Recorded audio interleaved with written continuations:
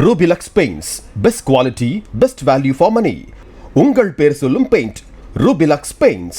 HiQE Campus NEET Crash 2026 Revision Attack. எங்க teachers உங்க டைம்ல இந்தியா ரேட்ல உடனே ஜாயின் பண்ணுங்க. வெறும் ரூபாய் 4720 மட்டுமே.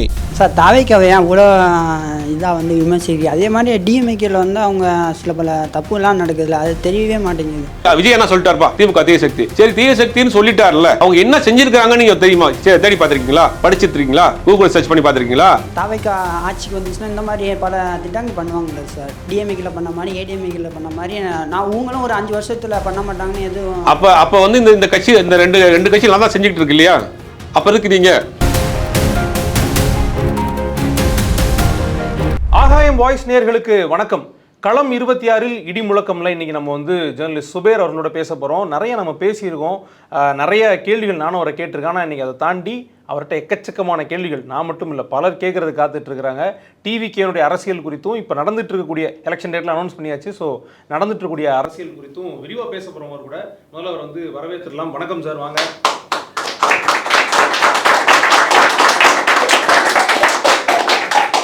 அனைவருக்கும் வணக்கம், ரொம்ப நன்றி சார். களம் 26 இடிமுழக்கம்ல வந்து தாவேக்காவினுடைய அரசியல் உங்களுக்கு நீங்கள் என்ன பேசுவீங்க, தாவேக்கா பற்றி என்னென்ன சொல்லியிருக்கீங்க அப்படின்றது வந்து பார்க்குறவங்களுக்கு தெரியும். இதுக்கு முன்னாடி உங்களோட டிவி டிபேட்டும் அப்படியே எல்லாரும் பார்த்துருப்பாங்க. எனக்கு என்னென்ன சார் இதை பற்றி பேசுறதுக்கு முன்னாடி தாவேக்கா குறித்த உங்களுடைய நிலைப்பாடு என்ன சுருக்கமாக நீங்கள் சொன்னீங்க அப்படின்னா ஸ்ட்ரெயிட்டாக கேள்வி பதிலுக்கே போயிடலாம். இல்லை, தாவேக்காங்கிறது ஒரு அரசியல் கட்சியாக பார்க்க வேண்டிய அவசியம் இல்லைன்னு நான் நினைக்கிறேன். ஏன்னா வந்து ஒரு ரசிகர்களை திரட்டி வச்சிருக்கிறாரு, அவ்வளோதான். ஓகே, ஆனால் அரசியல் படுத்தாமல் இருக்கிறார் ஒன்றும், அதுதான் எல்லாருடைய கேள்வியாகவும் இருக்குது. அவர் திரையில் பார்த்து கொண்டாடிய ஒரு கூட்டம் அவருக்கு பின்னாடி சேர்ந்துருக்கிறாங்க. அவங்க வந்து இன்றைக்கி வந்து ஒரு அரசியல் கட்சியாக உருவாக்கியிருக்கிறாங்க. அப்போ அவர்களை பக்குவப்படுத்துறது, அரசியல் படுத்துகிற வேலையை செய்ய தவறி இருக்கிற விஜய் அப்படிங்கிறதான் சமீப காலமாக அவருடைய நிகழ்ச்சிகளில் பார்க்குறோம், பொதுக்கூட்டங்களில் பார்க்குறோம். அது மாதிரியான விஷயங்கள் அரசியல் படித்திருக்கணும், அரசியல் படுத்த தவறி இருக்கிறார், அதுதான் ஆபத்து அப்படிங்கிறோம். ஏன்னா அந்த மாதிரி திரையில் பார்த்ததெல்லாம் உண்மை நம்பி வந்த கூட்டத்தை வைத்து என்ன வேணாலும் செய்யலாம். அவர்கள் சித்தாந்த ரீதியாக எந்த விதமான பிடிப்பும் கிடையாது. தளபதி சொல்லிட்டாரு என்ன பண்ணுவாங்க. இப்போ தளபதி சொன்னால் நாளைக்கு பிஜேபி கூடயும் போவாங்க, தளபதி சொன்னால் காங்கிரஸோடு. இப்போ காங்கிரஸோடு அவர் போகிற பேச்சுவார்த்தை நடந்துகிட்டு இருக்கா, ஒரு செய்தி வந்துச்சு, அப்பயும் அவங்க ரியாக்ட் பண்ணல. பிஜேபியோடு போகிறதுக்கு செய்தி வந்துட்டு இருக்கு, அப்பயும் அவங்களுக்கு ரியாக்ட் பண்ணல. பிசிகேவோட பேசிட்டு இருக்கா சொன்னாங்க, அப்பயும் அவங்க ரியாக்ட் பண்ணல. அவங்களுக்கு அதை பற்றின சிந்தனையுமே இல்லை. ஒரு அரசியல் கட்சியாக அந்த புரிதல் இல்லையே, அதுதான் ஆபத்தான அரசியல். அது கூர்மை இல்லாத, கைப்பிடி இல்லாத ஒரு கத்தியை போல, அது எந்த பக்கம் வேணாலும் நம்ம பயன்படுத்திக்கலாம். அந்த கூட்டம் ஆபத்தான கூட்டம், அதை தவறாக சரியாக பயன்படுத்துவார் விஜய்ங்கிறது தான் இப்போ நம்மளுடைய குற்றச்சாட்டு. ஓகே சார், இதுக்கு வந்து நம்ம நேரடியாக கேள்வி பதிலுக்கு போயிடலாம்னு நினைக்கிறேன். மாறுபட்ட சிந்தனை இருக்கலாம், இல்லை ஃபாரா அகைன்ஸ்டாக கூட பேசலாம், எல்லாரும் இருக்கிறாங்க. குறிப்பாக கல்வியாளர் திரு ஷேக் அவர்களும் இருக்காரு, அவரும் சில கேள்விகள் கேட்க போகிறாரு. அதனால் ஸ்ட்ரைட்டாக நீங்கள் வந்து அவங்க கூட பேச ஆரம்பிச்சிடலாம். சார் வணக்கம் சார். வணக்கம் சார். இப்போது நீங்கள் சொல்கிறீங்க இல்லையா, இப்போ நம்ம திராவிட கட்சிகள்லாம் இருக்குது இல்லையா, ஸோ அவங்கெல்லாம் இன்றைக்கி இருக்கக்கூடிய ஜென்சி கிட்ஸுக்கிட்ட கொண்டு போய் சேர்க்க முடியாத ஒரு சில விஷயங்களை விஜய் கொண்டு போய் சேர்க்குறாரு. ஃபார் எக்ஸாம்பிள், நம்ம பெரியாராக இருக்கட்டும், அல்லது அம்பேத்கராக இருக்கட்டும், அஞ்சலம்மையாக இருக்கட்டும், முக்கியமாட்டு பெரியாரே அம்பேத்கரையும் இன்றைக்கி இருக்கக்கூடிய ஜென்சி கிட்ஸ் கிட்ட வேறு யாரும் பண்ண முடியாத ஒரு விஷயத்தை இவர் கொண்டு போய் சேர்த்துருக்காரு. யாருமே விமர்சனத்துக்கு அப்பாற்பட்டவங்க கிடையாது, அதை நான் ஒத்துக்கிறேன். ஆனால் இதுக்காண்டி இவ்வளோ அவரை ட்ரோல் பண்ணுறோம் அப்படின்னு வரும்போது கொஞ்சம் கஷ்டமாக தானே இருக்குது. ஏன் இவரெலாம் வந்து அரசியலுக்கு வரக்கூடாதா, இல்லாட்டி இவர் மூலியமாட்டு இந்த மாதிரி விஷயங்கள் வெளியில் போகிறதுல வந்து நம்ம வந்து ஆக்சுவலாக நீங்களாம் என்ன பண்ணணும், திராவிட கட்சிகள் இருந்துட்டு நீங்களாம் வந்து அதுக்கு அட்லீஸ்ட் சப்போர்ட் பண்ணாலும் பரவாயில்ல, இந்த மாதிரி ட்ரோல் பண்ணாமல் இருக்கிறது நல்லது தானே? நல்ல கேள்வி தான். 2 திராவிட கட்சிகளும் அடுத்த தலைமுறைக்கு தன்னுடைய சித்தாந்தங்களை கடத்தாமல் விட்டதின் விளைவு தான் இன்றைக்கி விஜய் பின்னாடி இருக்கக்கூடிய ஒரு கூட்டம். அதை நம்ம வந்து முதல்ல புரிஞ்சுக்கணும். 2 திராவிட கட்சிகளும் தன்னுடைய கொள்கைகளை, சித்தாந்தங்களை, 50 வருஷம் செய்த சாதனைகளை கொண்டு போய் சேர்க்கல. அப்போ அங்கே ஒரு கூட்டம் நிற்கிது. இப்போ அஞ்சலம்மையாளை காட்டுறாரு, பெரியாரை பேசியிருக்காரு, அம்பேத்கரை வச்சிருக்காரு, படமாக தான் வச்சிருக்காரு. ஏதாவது ஒரு மேடையிலையாவது விஜய் பெரியாரை பற்றி பேசியிருக்கிறாரா? பெரியார் சொன்ன பெண்ணடிமைத்தனத்தை பேசியிருக்கிறாரா? பெரியார் சொன்ன மூடநம்பிக்கை எதிராக பேசியிருக்கிறாரா? அவரே நேர காலம் பார்த்து தான் வந்து அந்த நிகழ்ச்சிக்கு ஆரம்பிக்கிறார்.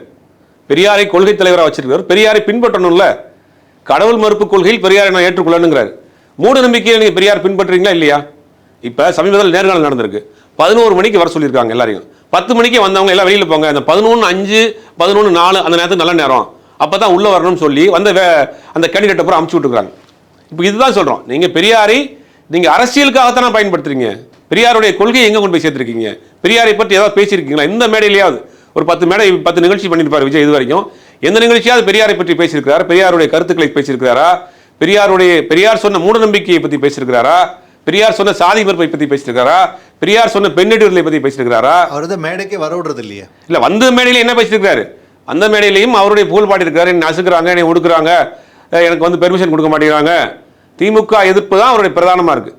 அவர் கொள்கையோ கொள்கை தலைவர்கள் பேசுனதையோ இது வரைக்கும் எந்த மேடையில் எங்கே பேசியிருக்காரு? சரி, இதை கூட விடுங்க. அதுக்கு முன்னாடி திரைப்படங்கள் வந்து வர்றாரு. திரைப்படங்களில் ஏதாவது நல்ல சமூக கருத்துக்களை பேசியிருக்காரா விஜய்னா? கிடையாது. கடைசியாக அரசியல் கட்சி ஆரம்பித்த படத்தில் வந்து கூட அவருடைய ஒரு கமர்ஷியல் படமாக தான் பண்ணார். அதில் எந்த விதமான ஒரு கருத்தும் கிடையாது. அப்போ நீங்கள் பெரியாரையும் அம்பேத்கரையும் அஞ்சலி அம்மாளையும் அவர் வந்து அரசியலுக்காக பயன்படுத்துகிறார். அவர் கொள்கையிலே பயன்படுத்தணும், கொள்கையில கொண்டு போய் சேர்க்கிறது தான் அவர்களுக்கு செய்யக்கூடிய வழிமுறையாக இருக்கும். அதை செய்யலை அப்படிங்கிறதான் குற்றச்சாட்டு. அப்போ இதே திராவிட கட்சிகள் 50 வருடம் பெரியாரையும் அம்பேத்கரையும் அடுத்த தலைமுறைக்கு கொண்டு போய் சேர்க்கலை. அதை தான் விஜய் செய்கிறாருங்கிற ஒரு சந்தேகமும் இருக்குது. இப்போ நீங்கள் வந்து விஜய்க்கு பின்னாடி இருக்கக்கூடிய ஒரு கூட்டம் இருக்கிறாங்க இல்லையா, அவங்கள்ட்ட வந்து நீங்கள் வந்து ஈஸியாக அவங்கள வந்து இன்ஜெக்ட் பண்ணிடலாம். விஜய் மாதிரியான ஆள் சொல்கிறப்ப அவங்க ஈஸியாக போய் சேர்ந்துடும். அதை சொல்ல தவறியிருக்கார் விஜய்.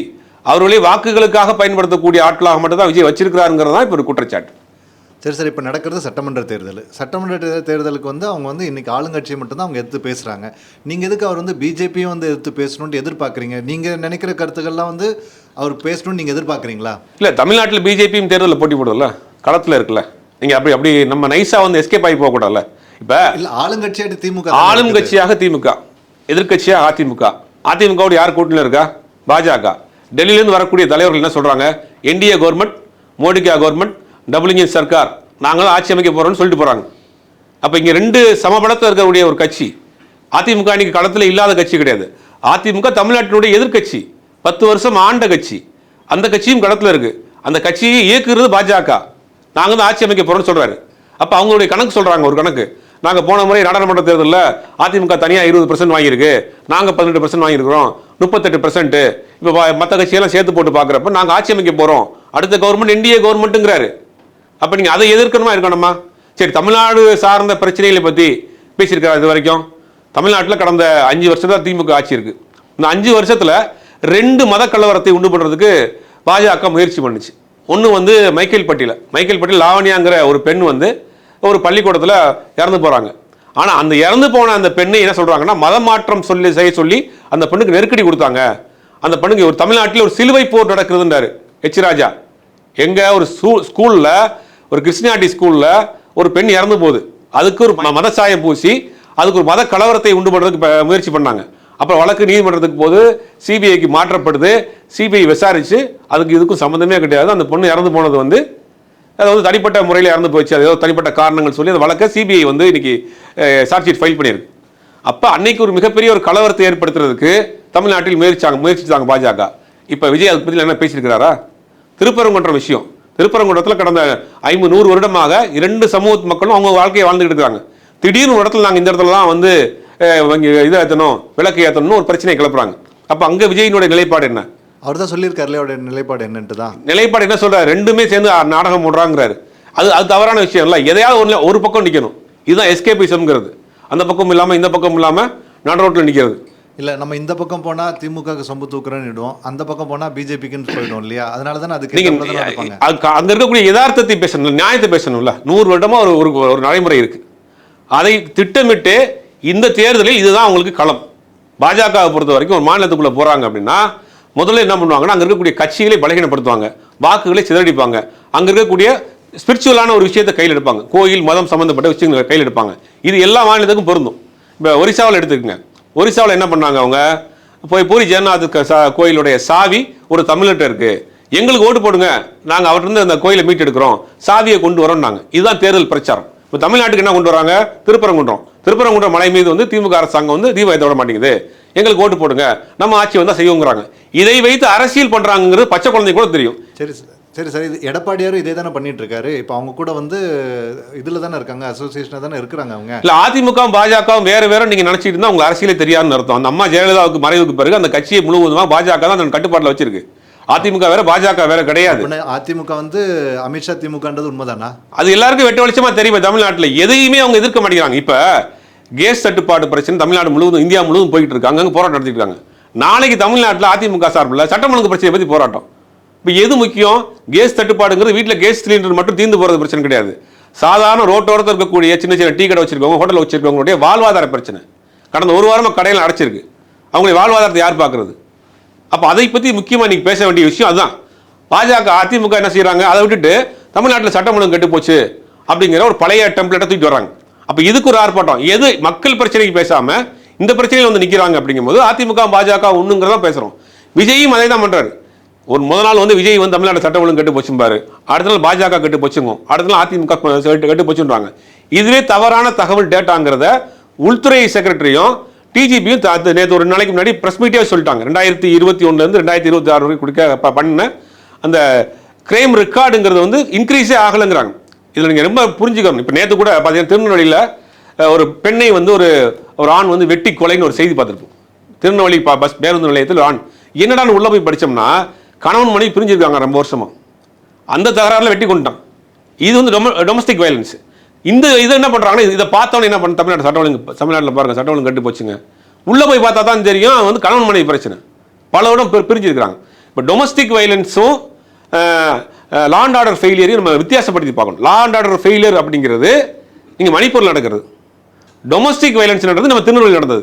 இன்னைக்கு ரெண்டையும் போட்டு என்ன பண்ணுறாங்க, இங்கே குழப்பி விட்டு தமிழ்நாட்டில் சட்டம் ஒழுங்கு கட்டு போச்சு, பெண்களுக்கு பாதுகாப்பு இல்லை அப்படிங்கிற ஒரு நரேஷன் தேர்தலுக்காக பண்ணக்கூடிய விஷயம். இதே வேலையை தான் விஜய் பண்ணுறாரு. விஜய்கிட்ட நம்ம கேட்குறது என்னன்னா, நீங்கள் ஒரு புதுசாக வந்திருக்கீங்க, ஒரு மாற்று சக்தியாக வந்திருக்கீங்க, எல்லாரையும் விமர்சனம் பண்ணுங்க. கடந்த 10 ஆண்டுகளில் அதிமுக ஆட்சி தான் தமிழ்நாட்டில் இருந்துச்சு. அதிமுக ஆட்சியில் கடந்த நாடாளுமன்ற உறுப்பினர், ராஜ்யசபா நாடாளுமன்ற உறுப்பினர்கள் 11 பேர் இருந்தாங்க. அந்த 11 நாடாளுமன்ற உறுப்பினர்கள் வாக்களித்தா தான் பல சட்டங்கள் நிறைவேறும். 3 வேளாண் சட்டங்கள், சிஏஏ, ஆர்டிகல் 370, டெல்லிக்கான சிறப்பு அந்தஸ்து, பல சட்டங்கள் சட்டமாறதுக்கு அதிமுகவினுடைய 11 ராஜ்யசபா உறுப்பினர்களுடைய அந்த வாக்கு தான் முக்கியமான காரணமாக இருந்துச்சு. அப்போ என்ன சொன்னார், கூட்டணி வெளியே வந்த பிறகு கூட்டணி திரும்பத்திற்காக வாக்களிச்சிட்டோம், இனிமேல் நாங்கள் பாஜகவோடு சேரவே மாட்டோம்னு சொன்னார் எடப்பாடி பழனிசாமி. இப்போ அங்கே போய் பழையபடி கையை கட்டி நிற்கிறார். இப்போ விஜயும் அந்த அரசியல் தானே பண்ணுறாரு. உங்கள்கிட்ட எந்த கொள்கை இருக்குது, என்ன பிடிப்பு இருக்குது?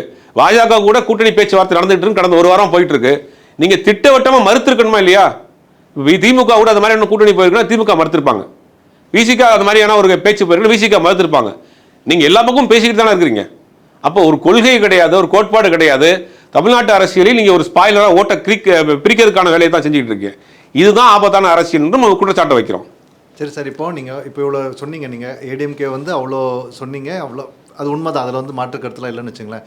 இவ்வளோ செஞ்ச ஏடிஎம்கே விட்டுட்டு இப்போ தான் வந்திருக்க களத்தில் வந்திருக்கூடிய தாவேக்கா வந்து இந்த மாதிரி அடிக்கிறது வந்து கரெக்டாக, இவ்வளோ கிரிட்டிசைஸ் பண்ணுறது, இவ்வளோ விமர்சனம் பண்ணுறது வந்து எந்த விதத்தில் வந்து நியாயம்? ஏன்னா இவங்க தப்பு பண்ணிட்டு இருக்கிறாங்க, நமக்கு நல்லா தெரியுது. இவங்க இந்த பாஸ்ட்டில் நடந்த விஷயங்கள் இதை தானே மக்கள்கிட்ட கொண்டு போய் சேர்க்கணும்.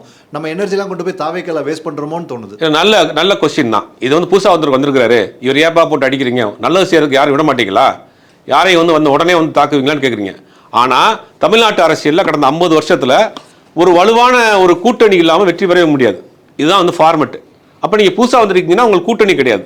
அப்போ உங்களுடைய செயல்பாடு ஒரு சார்பாக இருக்குது. நீங்கள் திமுக எதிர்ப்பு அரசியல் மட்டும்தான் பண்ணுறீங்க. நீங்கள் மாற்று சக்தி, தூய சக்தி, தமிழ்நாட்டின் நான் தான் வந்து அடுத்த முதலமைச்சர்ன்றப்ப எல்லாத்தையும் விமர்சனம் பண்ணணும். ஆண்ட கட்சியும் ஆளும் கட்சியும், ஆண்டு கொண்டிருக்க கட்சியும் எதிர்கட்சியும், ஆள துடிக்க நினைக்கக்கூடிய கட்சியும், எல்லா கட்சியும் விமர்சனம் பண்ணணும். நீங்கள் ஒரு சார்பு அரசியல் பண்ணுறீங்க, திமுகவுக்கான வாக்குகளை பிரிக்கக்கூடிய ஒரு ஓட் ஸ்பாயிலராக இருக்கிறீங்கிறத குற்றச்சாட்டு. நம்ம ஒரு விமர்சனம், அரசியல் கட்சி ஆரம்பிக்க வேண்டாம், அரசியலுக்கு வரணுங்க, நம்ம வரணுங்கிறது நம்ம எதிர்ப்பு தெரிவிக்கல. ஆனால் உங்கள் அரசியல் செயல்பாடு ஒரு சார்பு நிலையில் இருக்கு. குறிப்பாக இஸ்லாமிய வாக்குகள், தலித் வாக்குகள், கிறிஸ்தவ வாக்குகளை மையப்படுத்தி அதிமுக போகக்கூடிய வாக்கு, அந்த வாக்குகளை பிரிக்கக்கூடிய வேலையை விஜயை வச்சு செய்கிறாங்கிறதா குற்றச்சாட்டு. இப்போ உதாரணத்துக்கு எடுத்தீங்கன்னா உத்தரப்பிரதேசத்தில் 19% வந்து இஸ்லாமியர்கள் இருக்கிறாங்க, 21% தலித்துகள் இருக்கிறாங்க. இவங்க 2 பேர் தான் வந்து உத்தரப்பிரதேசத்தில் வந்து வெற்றி வாய்ப்பு தீர்மானிக்கக்கூடிய ஃபேக்டராக இருக்கிறாங்க. கடந்த 1984க்கு முன்னாடி அங்கே வந்து காங்கிரஸ் ஆட்சி, காங்கிரஸ் தான் ஆண்டு கொண்டு வந்தது. காங்கிரஸுக்கு பிறகு என்ன பண்ணுறாங்கன்னா 2 மாநில கட்சிகள் அங்கே உருவாகுது. ஒன்று சமாஜ்வாதி பார்ட்டி, ஒன்று பகுஜன் ஜமாத் பார்ட்டி, 2 கட்சிகள் உருவாகுது. இப்போ பிஎஸ்பி என்ன பண்ணுறாங்க அப்படின்னா, கன்சிராம் வந்து இந்த அரசியலை கையில் எடுக்க, தலித் முஸ்லீம் அரசியலை கையில் எடுக்கிறார். கையில் எடுத்து தான் ஆட்சிக்கு வர்றாரு. அப்போ பாஜகவுக்கு அங்கே பேஸே இல்லை. அப்போ இங்கே கன்சிராம் மறைந்ததுக்கு பிறகு யூபிக்குள்ளே போகிறாங்க 80 நாடாளுமன்ற உறுப்பினர்கள். யூபியில் மட்டும் கொத்தா 80 நாடாளுமன்ற உறுப்பினர்.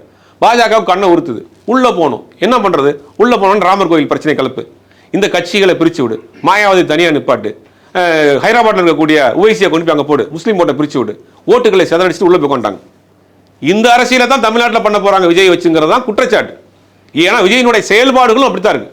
நீங்கள் பாஜக விமர்சனம் பண்ணுங்க, அதிமுக விமர்சனம் பண்ணுங்க, திமுக விமர்சனம் பண்ணுங்க, இந்த கட்சியெல்லாம் தப்புப்பா, நான் சரியாக இருப்பேன், நான் வந்து இத்தனை பேர் லட்சத்துக்கு வேலை வாய்ப்பை கொடுப்பேன், பொருளாதாரத்தை உயர்த்துவேன், ஏன்னா இந்த திட்டங்கள்லாம் இருக்குது, எனக்கு ஓட்டு போடுங்க, நான் அவருக்கு பின்னாடி ஒரு இளைஞர் கூட்டம் இருக்குது அப்படின்னு நீங்கள் சொல்லியிருந்தீங்கன்னா அவங்களை வரவேற்கலாம். நீங்கள் ஒரு சார்பு அரசியலை, வாக்குகளை சிதறடிக்கக்கூடிய அரசியலை நீங்கள் பண்ணுறீங்க திட்டமிட்டே அப்படிங்கிறது தான் விஜயின் மீது வைக்கக்கூடிய குற்றச்சாட்டு. சார் தாவேக்காவை ஏன் இவ்வளோ இதாக வந்து விமர்சிக்கிறீங்க? அதே மாதிரி டிஎம்ஏக்கில் வந்து அவங்க சில பல தப்புலாம் நடக்குதுல்ல, அது தெரியவே மாட்டேங்குது. அதை பற்றி எதுவுமே பேச மாட்டேங்குது. இல்லை, எல்லாத்தையும் விமர்சனத்துக்கு உட்பட்டது தான். திமுக ஆட்சியிலே எந்த ஆட்சியிலையுமே 100% ஒரு ஃபுல் ஃப்ளெக்ஸாக கொண்டு போக முடியாது. அரசாங்கம்ங்கிறது அதிகாரிகள், அரசு ஊழியர்கள், அப்புறம் அரசியல்வாதிகள் எல்லாம் சேர்ந்து நடக்கக்கூடிய ஒரு செட்டப் தான் கவர்மெண்ட்டையும். அப்போ அதில் குறைகள் இருக்கப்போ சுட்டி காட்டுறாங்க. ஏன் திமுக கூட்டணியில் இருக்கக்கூடிய கட்சியிலே கம்யூனிஸ்டுகள் போராடுறாங்க, விசிகாக்கள் எடுத்து போராடுறாங்க. ஒரு அரசாங்கம் செய்யக்கூடிய குற்றச்சாட்டுகளை வந்து சுட்டி காட்டுறது எல்லாருக்கும் கடமை இருக்குது. அதை எதிர்க்கட்சியில் செஞ்சுக்கிட்டு தான் இருக்கிறாங்க, அதில் மாற்று கருத்து கிடையாது. விஜய் ஒரு புதிய சக்தியாக வந்திருக்கிறாரு, நான் வந்து தூய சக்தி கேரியர் உச்சத்தை விட்டு வந்திருக்கிறேன், 2 திராவிட கட்சிகள் ஒன்றுமே பண்ணலைங்கிற ஒரு தவறை சொல்லிட்டு இருக்காரு திரும்ப திரும்ப. இப்போ திமுகவை வந்து தீய சக்தின்னு சொல்கிறார், நீங்கள் நம்புறீங்க இல்லையா? திமுக தீய சக்தி, விஜய் என்ன சொல்லிட்டாரு, ஓகேவா? ஏன் தீய சக்தின்னு விஜய் என்ன சொன்னார் திமுகவை அப்படின்னு யோசிச்சு பார்த்துறீங்களா? திமுக இது வரைக்கும் கடந்த 50 ஆண்டுகள் என்ன செஞ்சிருக்குன்னு தெரியுமா உங்களுக்கு? கடந்த 50 ஆண்டுகளில் கலைஞருடைய ஆட்சி, அதுக்கு பிறகு இப்போ இருக்கக்கூடிய ஒரு ஸ்டாலினுடைய ஆட்சியில் கடந்த 50 ஆண்டுகளில் திமுக தமிழ்நாட்டுக்கு என்ன செஞ்சிச்சு அப்படின்னு விஜய் என்ன சொல்லிட்டாருப்பா? திமுக தீய சக்தி. சரி, தீய சக்தின்னு சொல்லிட்டார்ல, அவங்க என்ன செஞ்சிருக்காங்கன்னு நீங்கள் தெரியுமா? தேடி பார்த்துருக்கீங்களா? படிச்சிருக்கீங்களா? கூகுள் சர்ச் பண்ணி பார்த்துருக்கீங்களா? பண்ணியிருக்க மாட்டீங்க. உங்களுடைய மைண்ட் செட் என்ன? திமுக தீய சக்தி, விஜய் என்ன சொல்லிட்டார்? இதுதான் ஆபத்தான அரசியல்ன்றோம். உங்களுடைய மூளையை மழுங்கக்கூடிய வேலை செய்கிறார். ஒரு குற்றச்சாட்டை வைக்கிறப்ப நீங்கள் அதை வந்து அனலைஸ் பண்ணி பார்க்கணும். கடந்த 50 ஆண்டுகளில் தமிழ்நாட்டில் தான் முதல் முறையாக வேளாண் பல்கலைக்கழகத்தை கொண்டு வந்தார். யார்? கலைஞருடைய ஆட்சியில். பெண்களுக்கான சொத்துரிமை கலைஞருடைய ஆட்சி தான் கொண்டு வந்தது. கை ரிக்ஷா ஒழிப்பு திட்டம்னு ஒன்று இருந்தது. அது அப்படின்னு மனிதனை உட்கார வச்சு கையில் எடுத்துகிட்டு போகிறது. அதை வந்து ஒழித்தது வந்து திமுக ஆட்சியில் தான். இது திமுக எவ்வளோ செஞ்சிருக்கு, நிறைய விஷயங்கள் சொல்லிட்டு போகலாம். இப்போ நீங்கள் யூஸ் பண்ணுறீங்க இல்லையா ஃபோனில், தமிழ் ஃபாண்ட் யூஸ் பண்ணுறீங்க இல்லையா, அது யார் கொண்டு வந்தான்னு தெரியுமா? 96 திமுக ஆட்சி வருது. அப்போ தான் இந்த மாதிரியான டிஜிட்டலைஸ் கலாச்சாரம் உருவாகிட்டு வருது. அப்போ கலைஞர் என்ன பண்ணுறாரு, அன்னைக்கு இருக்கக்கூடிய அண்ணா யூனிவர்சிட்டியினுடைய துணைவேந்தராக இருக்கக்கூடிய ஒருத்தருடைய தலைமையில் ஒரு குழு போடுறாரு. குழு போட்டு தமிழ் எழுத்துக்களை டிஜிட்டலைஸ் பண்ணுங்க, அதை வந்து ஃபாண்டாக கொண்டு வாங்க, அதை வந்து ஃப்ரீயாக கொடுங்கன்னார். இன்னைக்கு உலகம் முழுக்க தமிழ் எழுத்துக்களை பயன்படுத்துறதுக்கு கலைஞர் போட்டு அன்னைக்கு விதை. இது தெரியுமா உங்களுக்கு? திமுக தீய சக்தின்னு சொல்கிறீங்களா? திமுக செஞ்ச வேலை தான். அப்போ திமுக தான் என்ன பண்ணியிருக்கு? அப்போ கடந்த 96, 99 காலகட்டங்களில் ஐடி இண்டஸ்ட்ரி அப்போ தான் உருவாகிட்டு இருக்கு. அப்போ இந்தியாவில் 2 மாநிலங்கள் மட்டும்தான் ஐடி கம்பெனிஸ் வந்து இறங்க ஆரம்பித்தாங்க. ஒன்று ஆந்திரா, ஒன்று தமிழ்நாடு. அதுக்கு காரணம் ஆந்திராவில் இருக்கக்கூடிய சந்திரபாபு நாயுடு, தமிழ்நாட்டில் இருக்கக்கூடிய கலைஞர் 2 பேரும் தான் ஐடி இண்டஸ்ட்ரிக்கு தேவையான அந்த பிளாட்ஃபார்மை உருவாக்கி வச்சாங்க. அங்கே ஐடி இண்டஸ்ட்ரிக்கு தமிழ்நாட்டில் இந்த மாதிரி வந்ததுக்கு பிறகு தான் ஒரு சராசரியாக ஒரு மிடில் கிளாஸ் இருக்கக்கூடிய ஒரு சாமானியன் வீட்டு பிள்ளை இன்றைக்கி வந்து வெளிநாட்டில் வேலை பார்க்குறாங்கன்னா அன்றைக்கி கலைஞர் போட்டு வைத்த அந்த பிளாட்ஃபார்ம். இது எதுவுமே உங்களுக்கு தெரியாது. நீங்கள் 19 திமுக ஒரு தீய சக்தி, திமுக இந்த மாதிரி என்ன பண்ணியிருக்குன்றாங்க. இப்போ இந்த ஆட்சி காலத்துக்கு வாங்க. இந்த ஆட்சி காலத்தில், ஸ்டாலினுடைய ஆட்சி காலத்தில், இந்த 5 வருஷத்தில் என்ன நடந்திருக்கு, எதை பற்றியாவது உங்களுக்கு தெரியுமா? எதுவும் தெரியாது. திமுக தீய சக்தி. என்ன செஞ்சுருக்காங்க 5 வருஷத்தில்? நான் முதல்வன் திட்டம்னு ஒன்று கொண்டு வந்திருக்காங்க. இந்த நான் முதல்வன் திட்டத்தில் படிக்கக்கூடிய மாணவர்களுக்கு அவங்களுடைய செல்ஃப் டேலண்டட, உங்களுக்கு தனிப்பட்ட என்ன திறமை இருக்கோ அதை ஊக்குவிக்கிறதுக்காக கொண்டு போயிருக்காங்க. ஒரு சின்ன சாம்பிள் மட்டும் சொல்கிறேன். கடந்த 10 ஆண்டுகளில் யூபிஎஸ்சி எக்ஸாமில் தமிழ்நாட்டிலேருந்து ரேங்கே கிடையாது. இந்த மாதிரி செகண்ட் பிளேஸில் தமிழ்நாடு வந்திருக்கு. டாப் 10ல் தமிழ்நாடு வந்திருக்கு கடந்த 10 வருஷத்தில். அப்போ அந்த யூபிஎஸ்சியில் கிளியர் பண்ணவங்க சொன்னது என்னன்னா, தமிழ்நாடு கவர்மெண்ட்டுடைய நான் முதல்வன் ஸ்கீமில் எங்களுக்கு கொடுத்த ஸ்காலர்ஷிப் 50,000 ரூபா வரைக்கும் ஸ்காலர்ஷிப் கொடுக்குறாங்க. சென்னையில் அண்ணா நகரில் Anna IAS training academy Tamil Nadu government நடந்தது. எல்லாமே ஃப்ரீயாக கொடுக்குறாங்க. இது உங்களுக்கு தெரியுமா? இப்படி எத்தனையோ விஷயம். கூகுளோட டைப் பண்ணி ஏஐ லேப் ஒன்று எம்ஓஇ போட்டிருக்காங்க தமிழ்நாடு அரசு. அது உங்களுக்கு தெரியுமா? ஸ்பேஸ் எக்ஸோட டைப் பண்ணி ஏரோ ஹப் ஒன்று வரப்போகுது தமிழ்நாட்டில். அது உங்களுக்கு தெரியுமா? இதெல்லாம் திமுகங்கிற தீய சக்தி செய்த சாதனைகள். இதை எதை பற்றியுமே உங்களுக்கு தெரியாது. இது எதை பற்றியுமே தெரியாமல் விஜய் என்ன சொல்லிட்டாருப்பா, திமுக தீய சக்தி. அதான் சொல்கிறோம், உங்களுக்கு என்ன செய்தி வருகிறதோ அதை நீங்கள் அப்படியே கேட்குறீங்க. அனலைஸ் பண்ணி பகுத்து பார்க்கக்கூடிய அந்த இடத்துல தவறி போயிருக்கீங்க. உங்களை எல்லாம் தவறாக வழிநடத்தி கொண்டிருக்கிற விஜய்ங்கிறதா குற்றச்சாட்டு. இல்லை, நாளைக்கு இதே தாவைக்கா ஆட்சிக்கு வந்துச்சுன்னா இந்த மாதிரி பல திட்டங்கள் பண்ணுவாங்கள்ல சார். டிஎம்ஏக்கில் பண்ண மாதிரி ஏடிஎம்ஏக்கில் பண்ண மாதிரி நான் இவங்களும் ஒரு 5 வருஷத்தில் பண்ண மாட்டாங்கன்னு எதுவும். அப்போ வந்து இந்த கட்சி இந்த ரெண்டு கட்சி நல்லா செஞ்சுக்கிட்டு இருக்கு இல்லையா? அப்போ எதுக்கு நீங்கள் திமுக 5 வருஷமா நல்லா தான் பண்ணிட்டு இருக்கு நீங்க சொல்றீங்க இல்லையா? பல திட்டங்கள் செஞ்சு நான் சொன்ன லிஸ்ட் போட்டேன்ல, இதுதான் வந்து விஜய் தான் செய்ய போராடுறீங்க இல்லையா? ஓகே, விஜய் என்ன இதுதான் செய்ய போராடுறீங்க. அப்ப எதுக்கு அந்த கவர்மெண்ட் இருக்கட்டுமே, அனுபவம் இல்லாத விஜய் என்ன செய்வாரு?